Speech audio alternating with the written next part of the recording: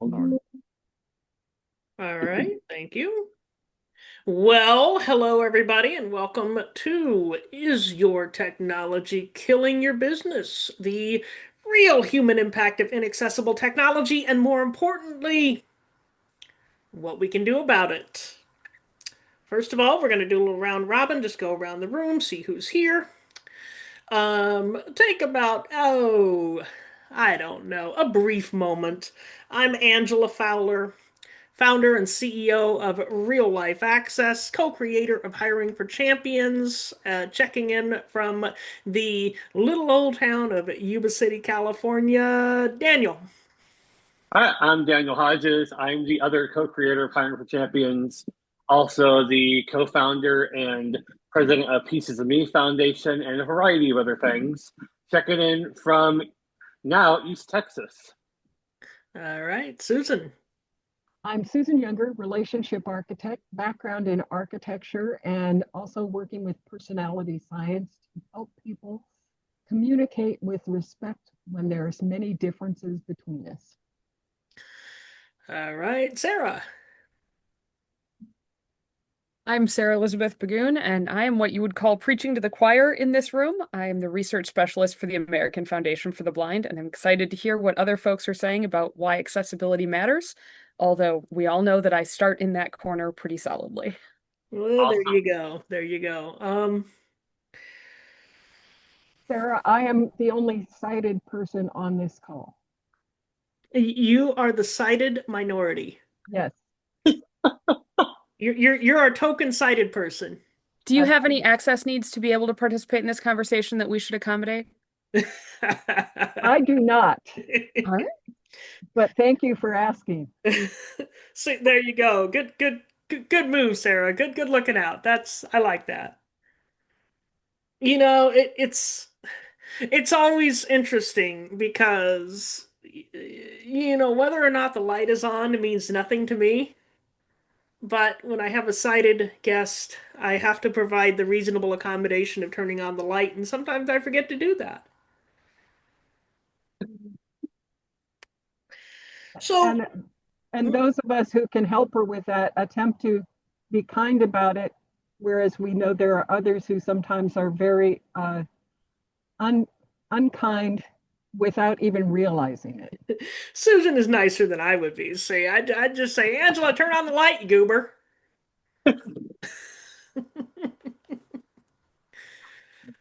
So, what is the real human impact of lack of accessibility? Because people don't realize, right? People just you know, we're all just going merrily along through life, focusing on the road ahead, not paying a doggone bit of attention to the world around us until somebody points out that we need to. So, Dan Hodges is going to talk to us for a few minutes about the real world impact of having technology that isn't accessible and having a Yeah, hiring process that isn't.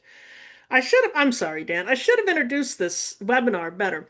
This is actually the second in a four-part webinar series um, about hiring and authentically hiring people with disabilities and everybody else in a way that allows us to be hired and promoted and fired based on what we're good at.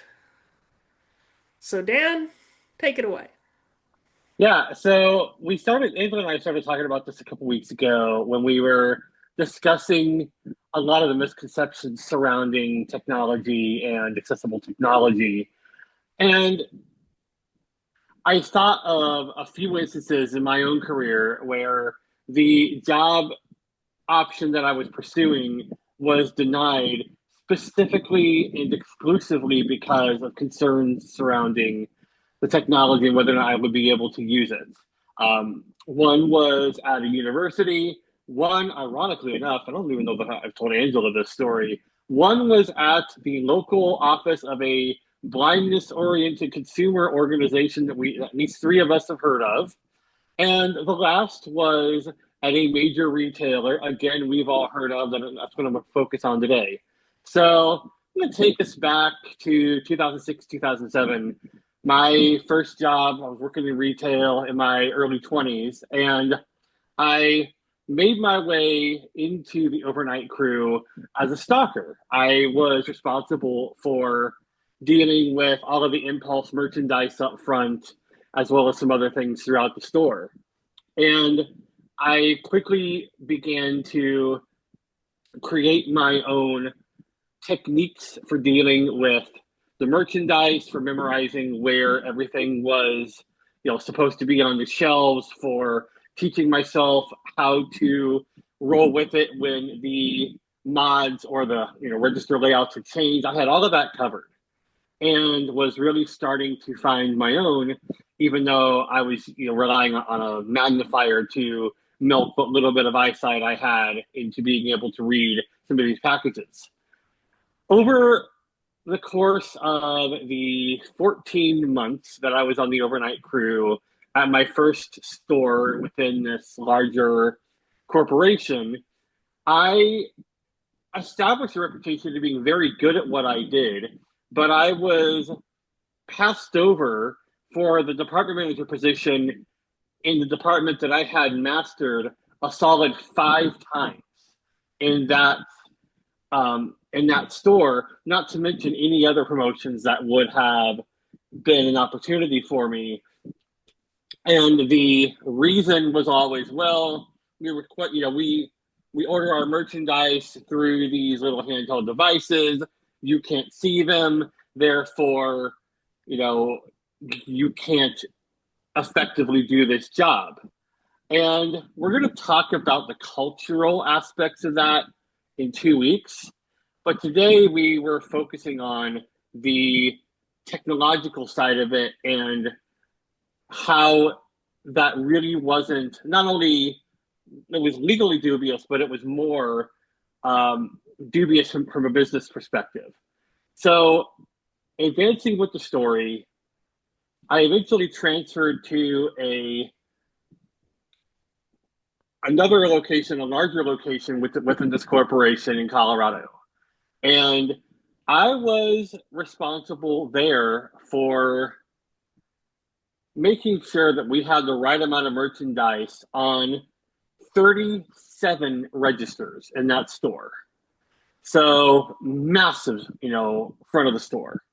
And we had, I think it was about 5 or 6 different register layouts that I learned. And I came up with my ability to make sure everything was rotated, make sure everything was full, and eventually got to the point where I talked with the department manager that was there. I said, look, the technology that is anticipating our merchandise needs is not accounting for the fact that we're running out of certain products early in the day. Therefore, it's giving you what it thinks you need based off of current sales, not what we need based off of reasonably projected sales. And as this pattern continues, you're going to see sales go down instead of up because it's going to keep sending you less and less. So she's like, okay, how much do we need? I said, let me give you a specific list at least once a week.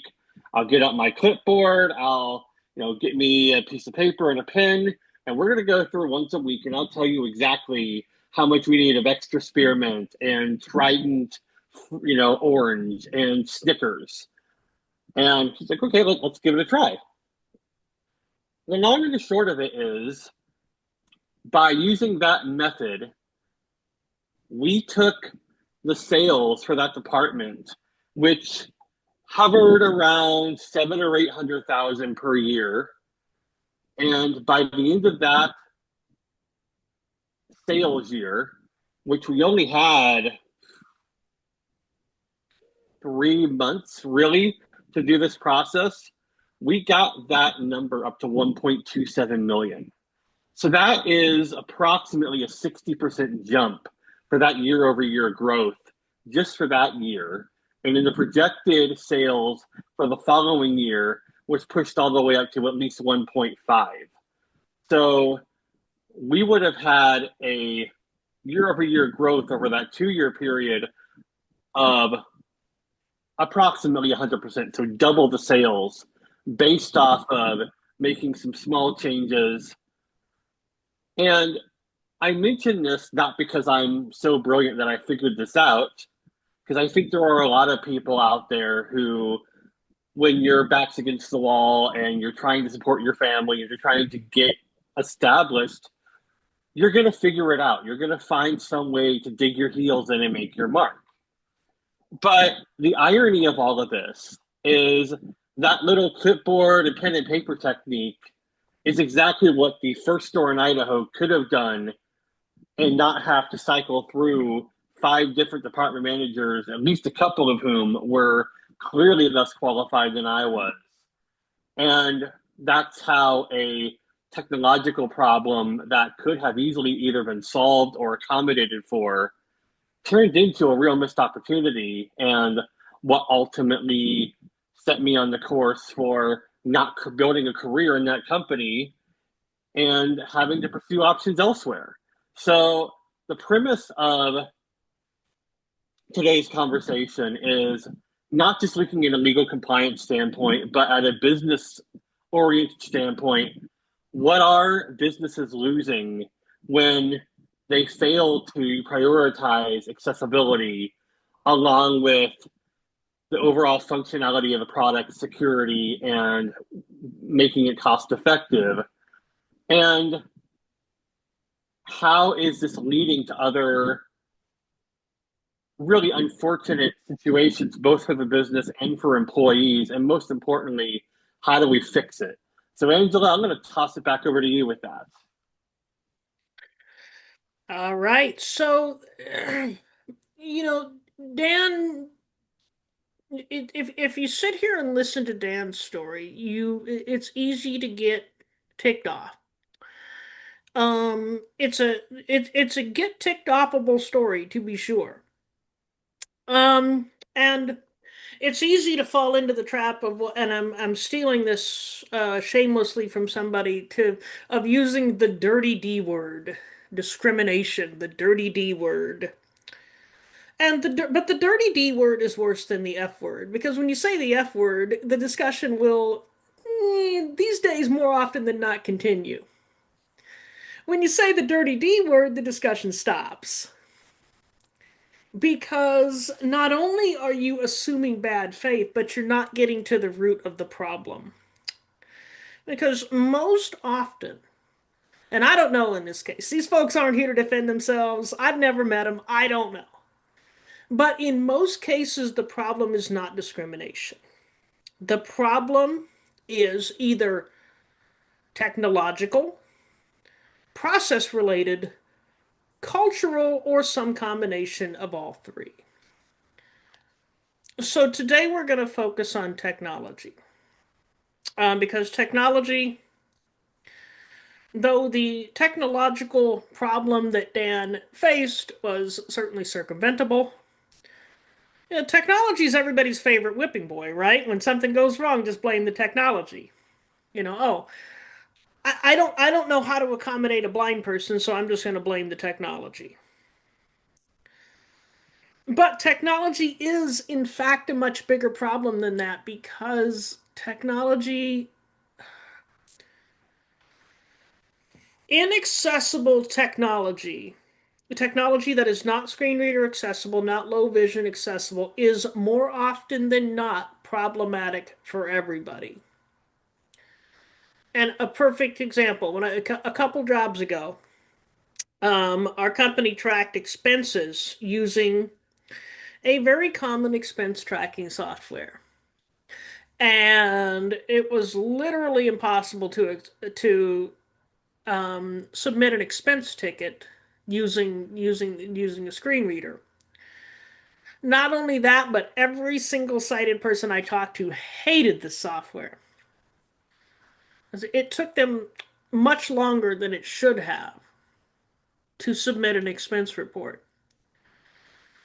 So technology, inaccessible or unusable, slow, clunky, balky, annoying technology it's an anchor it's a drag on your business. It drags productivity down. It drags down morale, and oftentimes business owners and managers feel helpless because most of the technology we use we did not create. It's third-party software. Um, you try to tell them something doesn't work, and maybe you get the runaround. Maybe you get some corporate spin about how we're gonna fix this at some point in the next decade, maybe. But there actually is something businesses can do. Um, and the more businesses do this, the more these technology companies are going to take notice. And that is to vote with your wallet. So how do you do that? Well, it starts with a solid procurement policy. So if you have in your policy, we're going to make accessibility part of this contract. We're going to make user experience part of this contract. We're going to have a mechanism for giving accessibility and user experience feedback be part of this contract. And if accessibility problems are not addressed in a timely manner,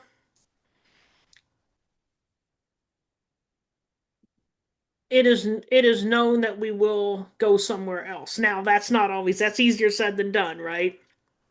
Try changing your customer relations manager when you've got a bunch of people loaded into it.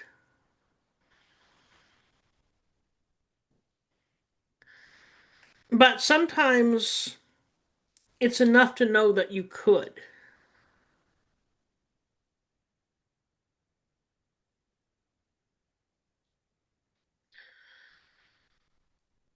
But what do you do with the technology that you already have? We can't change out all of our technology on a dime. So you have to start with newly purchased technology that you are looking into purchasing now, I should say. Make sure that you are choosing the most accessible option. After that, you have to focus on contracts that are up for renewal.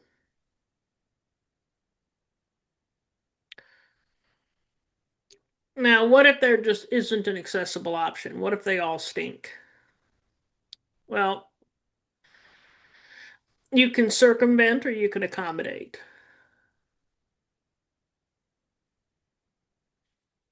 Dan was able to circumvent the inaccessible technology by using a really low-tech solution called a clipboard.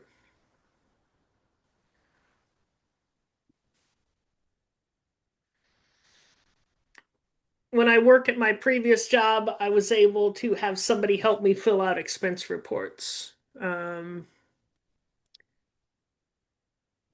Because even though it took them a lot longer than it should have to do it, they were still able to do it. So circumvent, accommodate.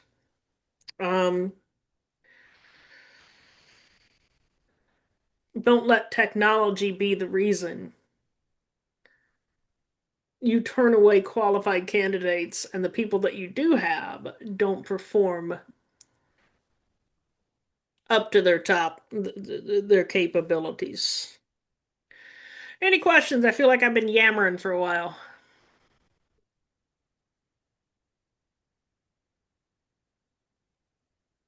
I'll make a comment because being sighted, I, you know that I do not know all the issues for someone.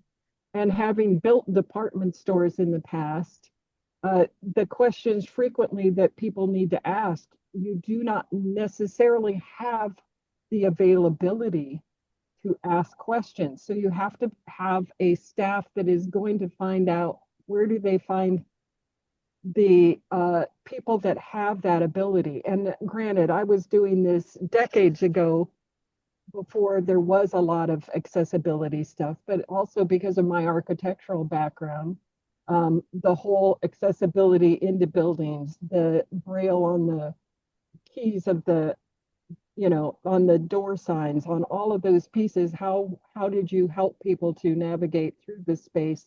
And did you leave them the space to get through the space? Has always been something I've been aware of in different ways. As technology continues to inundate us, I think people figure those questions are being asked, and frequently I think they don't know where to go and ask, and they don't think about it because it isn't top of mind for them. Yep. I think it requires organizations to reach out to resources within their client base or to people they may know through some social interaction on what are you facing that we need to be addressing in a different way. We need to slow down how we start to think about these things instead of immediately going, ooh, ooh, ooh, we could do this faster. And every company situation's different, Absolutely. you know. But you're right, slowing down and really thinking about your processes and saying, okay, is this really the right way to do this? For example, does this person really need the technology to do this job? And I'm going to talk more about this in future webinars. Is the technology even necessary? Can somebody else drive the technology while you do something else?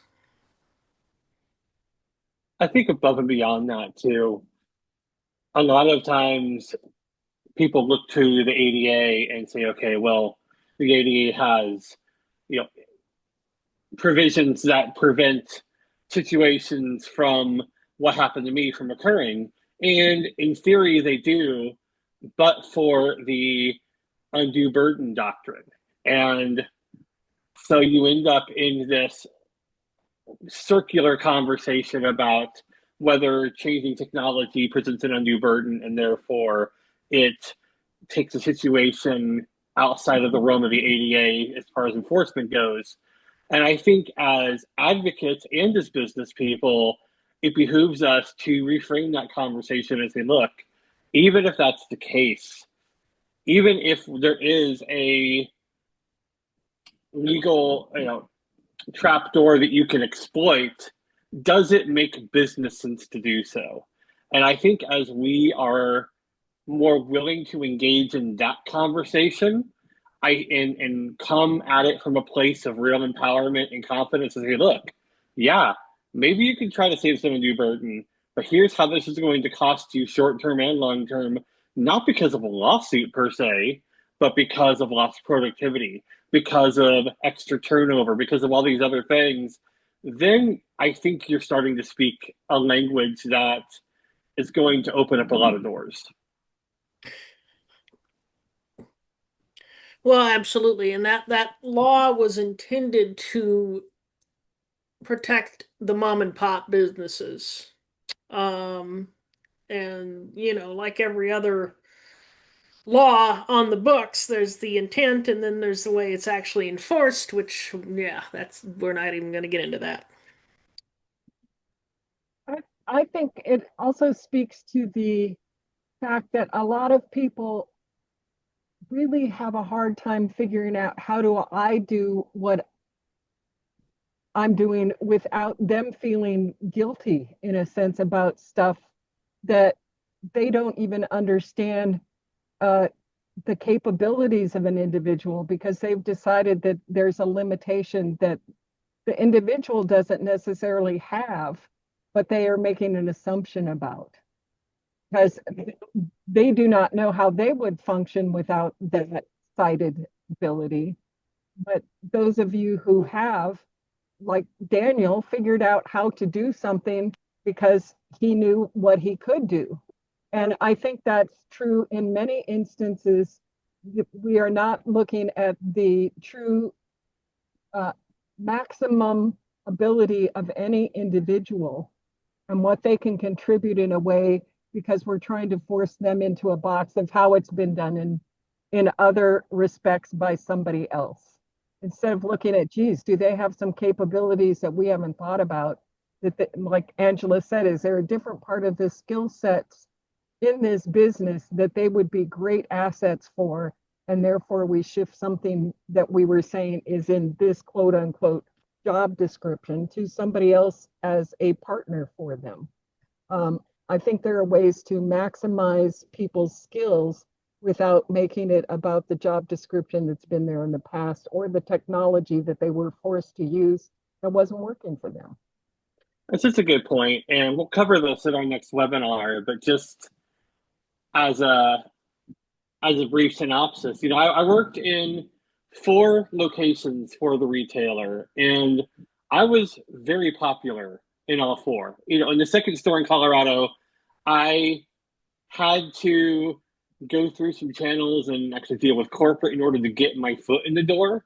But once I was there, I established a reputation for being hardworking and smart and making the things I worked on better.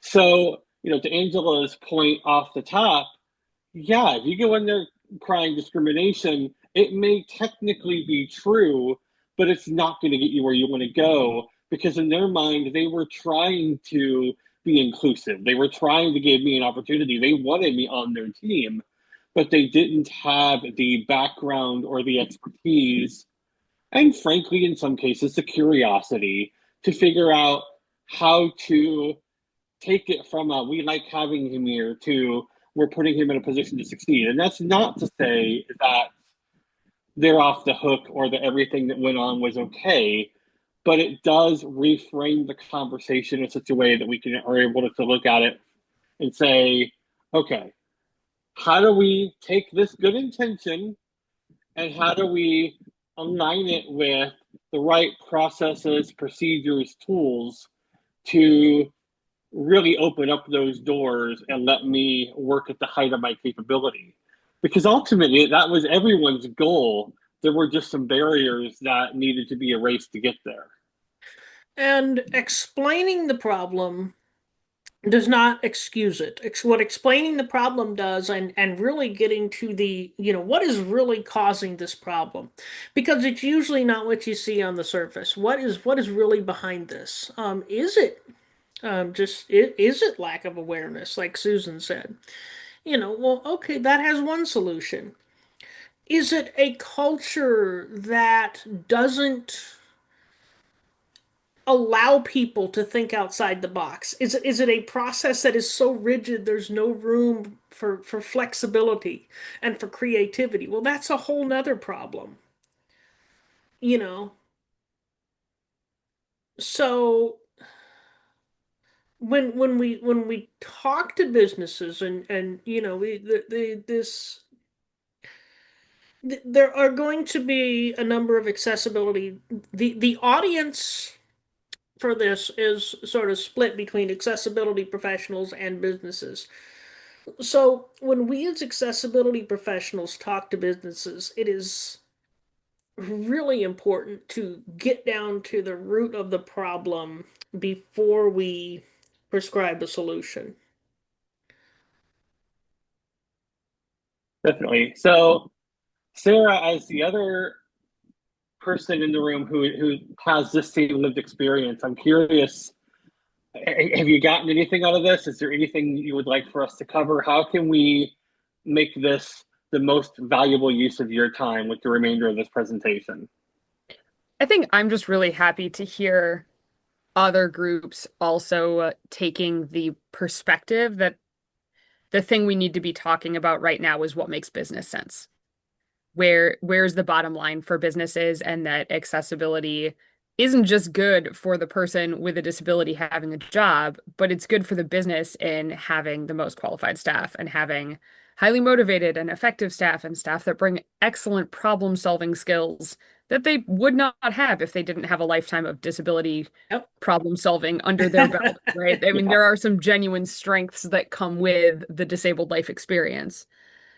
And selling that to businesses, I think that turnover perspective as well is really important, because I think I forget how expensive it is to replace someone with someone else who can do the same thing, right? People are not just cogs in a machine, and there is a cost to onboarding new staff at any level. And so having those kind of considerations in there and making it make financial sense to people is really a good conversation. And That's the if you look into it, if you research what are HR professionals struggling with the most, turnover is at the top of the list. What I would add is I think we keep resorting to old job descriptions instead of trying to figure out how do you take capable people and align the work that needs to be done to their skills instead of throwing the people into a position based on a list of things you need done that isn't relevant to today. And I think that that's part of the whole way to help them see the bottom line advantage that it requires them to, in a sense, restructure what they're doing based on the people available that have incredible skills. that's a good point. And if you think about the job description as a stalker for a retailer, provided it's a 24-hour store, which mine was, you got two things you do. You make sure freight goes where it needs to go when it needs to go there, and you deal with customer service when you have somebody who's coming through at 2 in the morning wondering where some random thing in the store is. Those are your two jobs. And everything else is up to interpretation. But even in the case of a department manager, what's your job really? It's to make sure you have the right freight at the right time and that it gets on the shelf in an expeditious manner and that you're making sure that your displays and everything are in line with company policies and best practices. Now, there's a lot of ways you can break that down, but really, I did see a lot of times where store managers were unable to see the forest for the trees, as it were. Mm-hmm. Well, I'll give you an example from the UX design arena. I'm in the job market. I'm looking for a day job, and I see so many questions on applications like, how many years of experience do you have using Figma? And if you don't know, and for the benefit of the replay audience that might know, Figma is a visual design software that is completely inaccessible to screen readers. But it has the advantage of allowing designers to collaborate in real time. And I've never used Figma in my life because it's not accessible. But I'm an excellent UX designer. I can design a workflow that makes sense and that can be used easily by, the overwhelming majority of people. So I may not be able to use Figma, and visual design obviously isn't my strength, but partner me with a good visual designer with whom I can communicate well, and we can rule the world.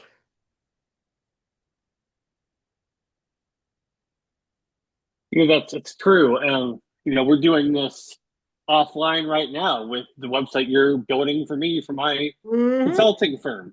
That's exactly what we're doing. You've taken the majority of the copy I wrote, making it make sense, and then when we need to make it pretty, we bring in somebody who polishes it up.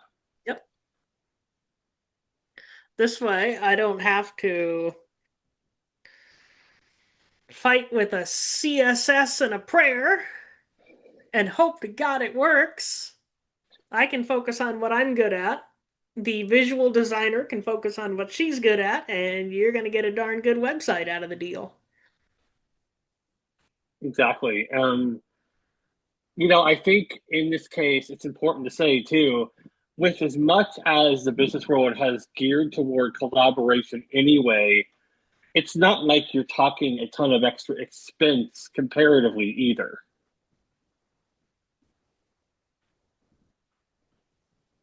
Each role or each skill set is equally important.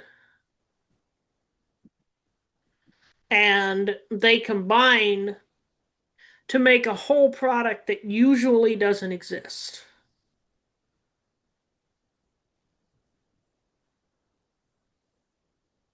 I think, and I've heard you talk about this before, both Angela and Dan, that making them understand the basis of blind people who need the services that this company is offering and not making it accessible is reducing what they have as a possible business base to be working with anyway.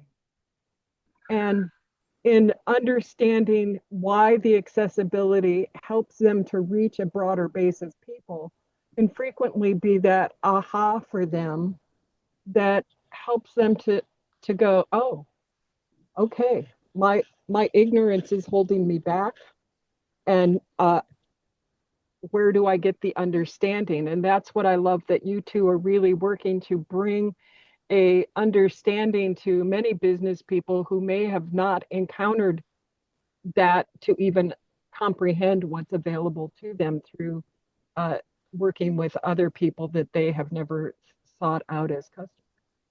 That's a good point. And Susan, I don't know if you remember the presentation. I think you were at the presentation I gave for the Prosperity Council in last summer, correct? Yes, I was there.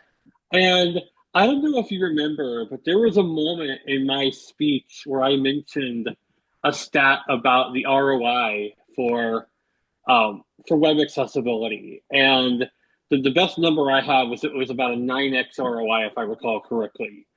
And I didn't have to see the faces to hear to know the reaction. There were enough gasps and wows and assorted other things. I might as well have told them I came from Mars. And it's amazing because these are things that we take for granted in the accessibility community, that there is genuine shock when it registers for business owners.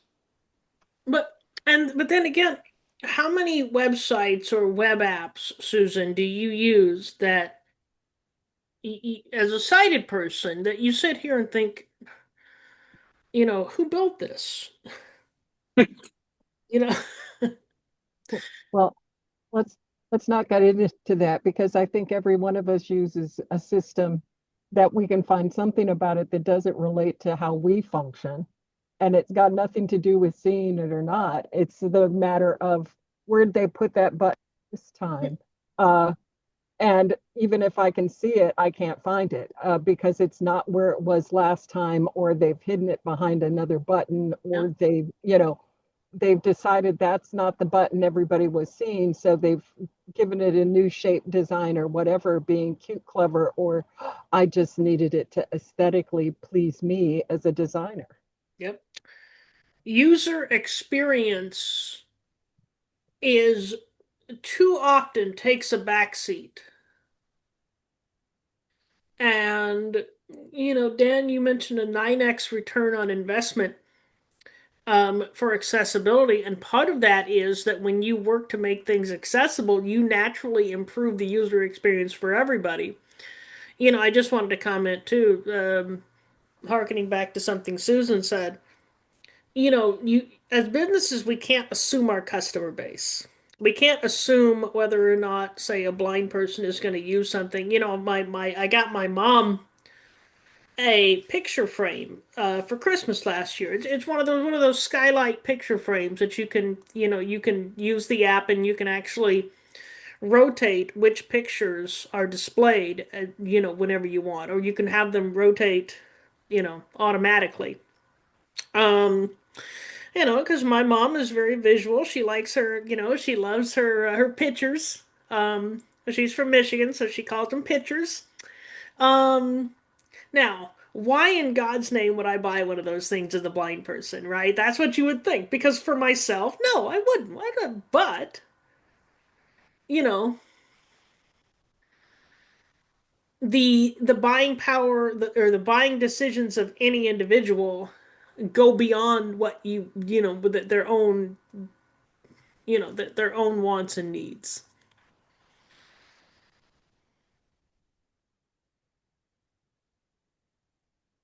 That's a good point. I remember having a conversation with my brother-in-law who runs a an accounting business for mostly truckers.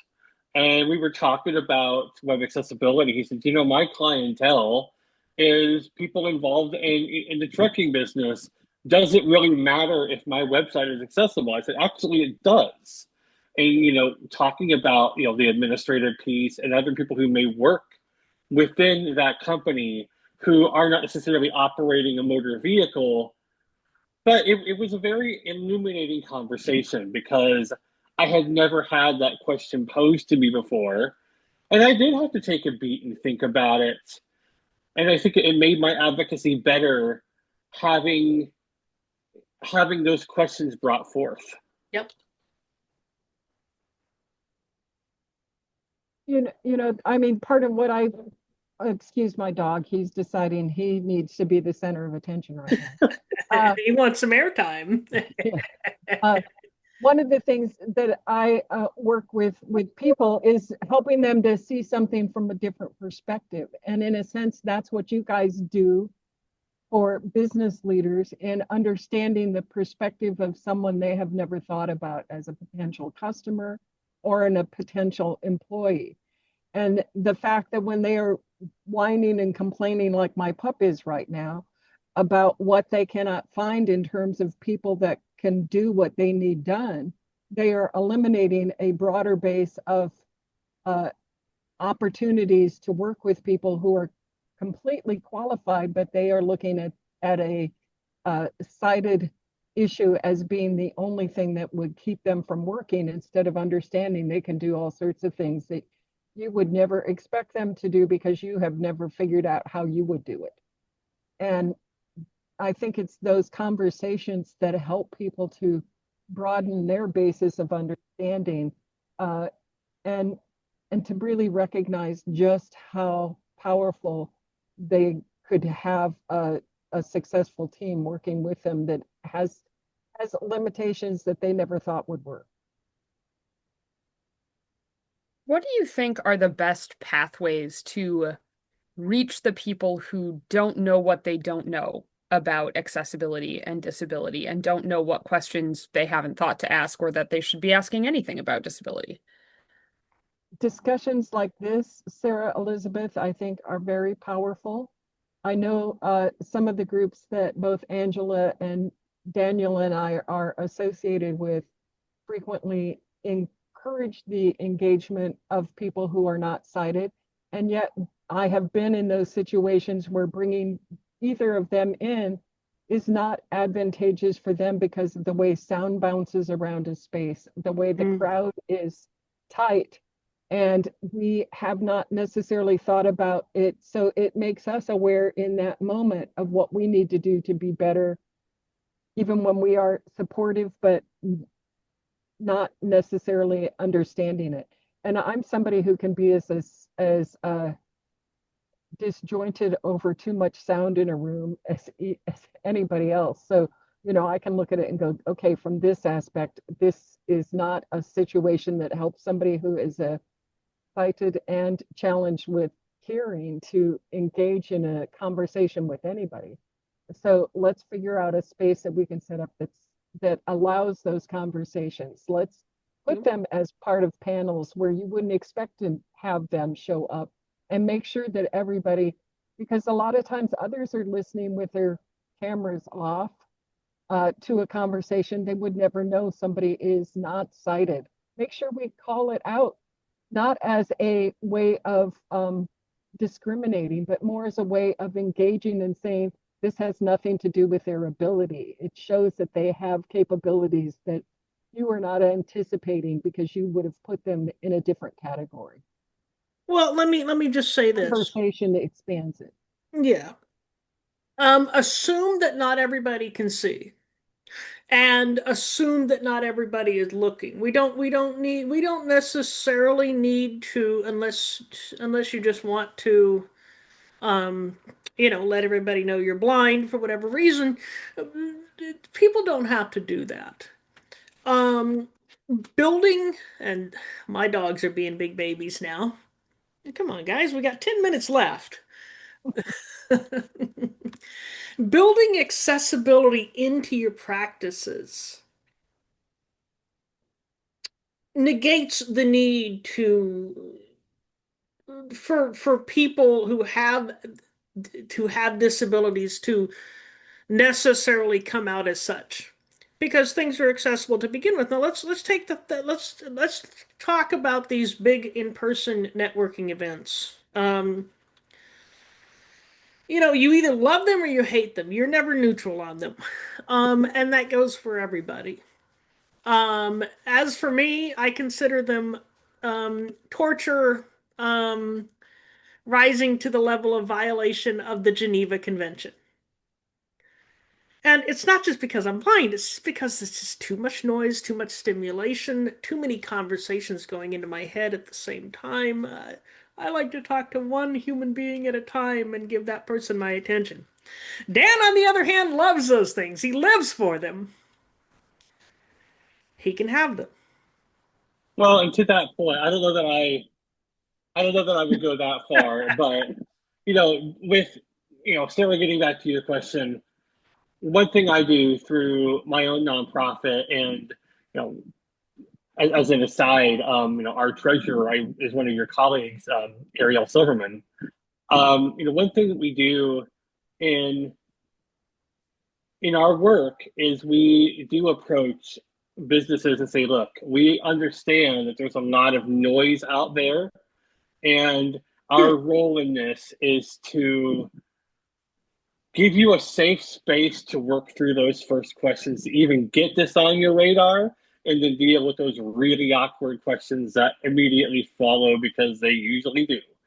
And so that has, for me, involved going into different networks of business leaders to say, okay, I'm probably the only blind entrepreneur, let alone the only multiple disabled entrepreneur you've ever run into. Great. Let's talk about that. Let's talk about life. Let's talk about running a business. Let's talk about accessibility.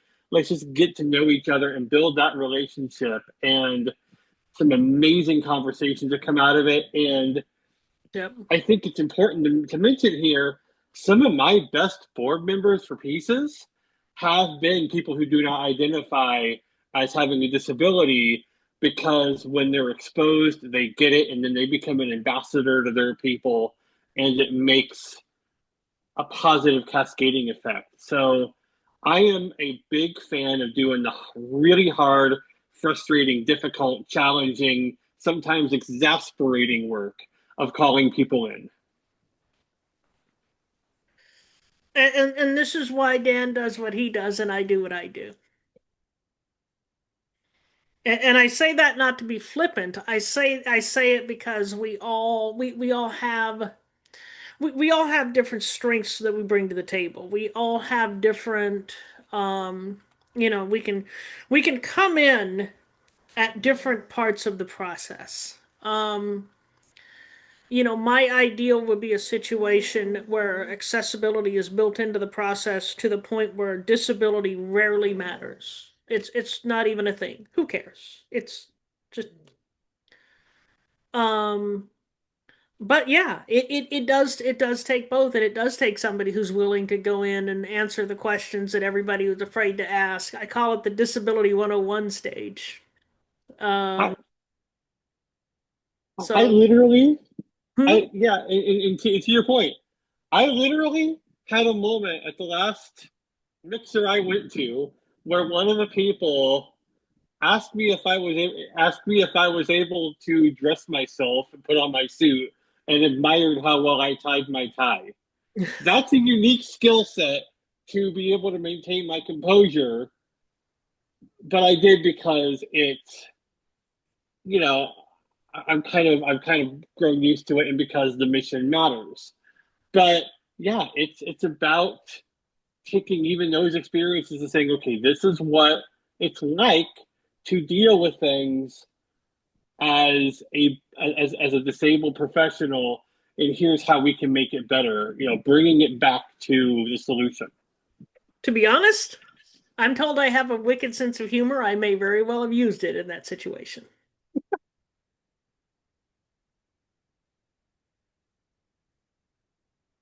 But again, everybody brings different skill sets to the table.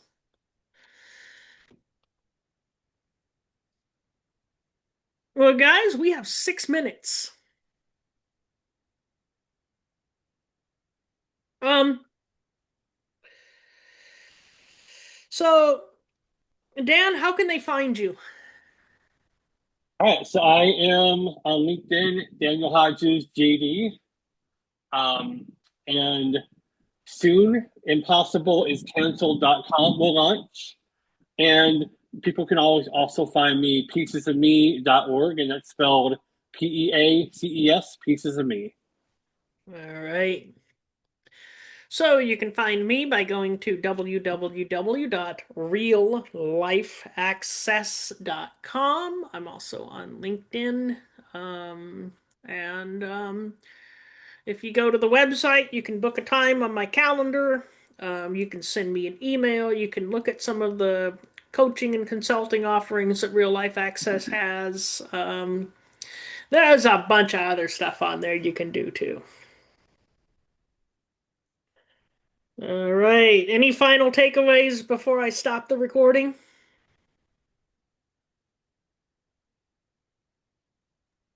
None being mentioned.